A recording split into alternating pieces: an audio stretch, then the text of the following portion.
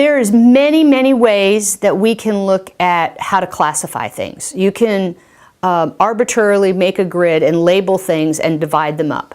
And one of the most important ways of looking at fat, there's more than one way we can do it, but the way I'd like you first to look at it is that fat can be used as either a building block, which means it's essential to forming certain structures in our body, as a fuel, which means it can be used as an energy source by all the cells in our body except for a few. Brain cells can't use fat directly, but when we break down fat on our body, that makes sugar and a byproduct that our brain can use as fuel. So our brain is fueled by the breakdown of fat, not by the fat that we eat, but by the breakdown of fat that we eat. And in addition to a building block and a fuel, the third thing food can be is rubbish. And a lot of the fat that we eat is rubbish too, because it is very high in these omega-6 fatty acids that place us out of balance with the necessary rare omega-3 fatty acids. And when that balance is off, then too much 6 means it's rubbish. And because our body values fat over everything else, we don't excrete those omega-6s.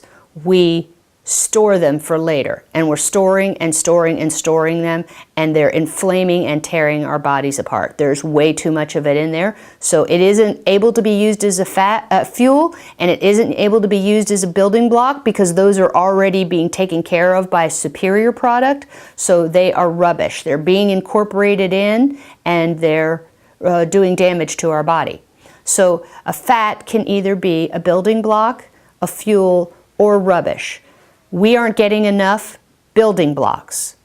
We are possibly overfueling on fat, but we are absolutely getting too much fatty rubbish, which would be this omega-3, omega-6 balance being off from the one in nature that's necessary for brain health and inflammatory, infectious, immune health in the body and highly functioning cells. That would be 1-to-1 or 2-to-1 of omega-3 to 6, and the modern American diet, the omega-6s are now 14 to 20 times more prevalent than the omega-3s. So that means all that extra omega-6 is toxic, it's rubbish, it's doing damage, it's out of balance, and we need to restore that balance. What people will do is try and sell you omega-3 supplements like fish oils.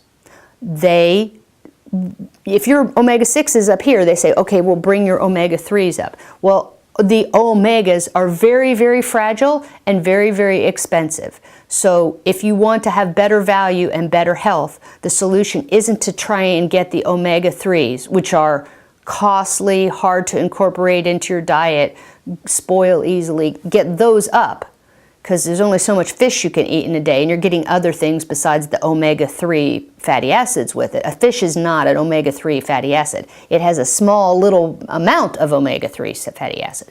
What you need to do is get the 6s way down. And this is what I see over and over, particularly with my female clients, because they're eating a ton of salad dressing. They don't even know that they're eating that many extra calories that are too much fuel, too much rubbish from things that are processed food fats. And a biggie is salad dressing. So your body's going to be looking for that fat. So you eat a salad, which is dry, and then you want to put cheese or fat on it in the form of salad dressing, because that's what the brain tells you makes it better. But we are putting a huge amount of fat in there. So the people I see that eat salads all the time, a lot of times they're fat. Even though our first assumption when we see someone who's thin is they must eat nothing but salad all the time. But that's not really true. Even if you wanted to look at calories, you can go to Outback Steakhouse or any sort of restaurant. Just look at the calorie count, because the calories of the salads are usually considerably higher than the calories of the steak dinner.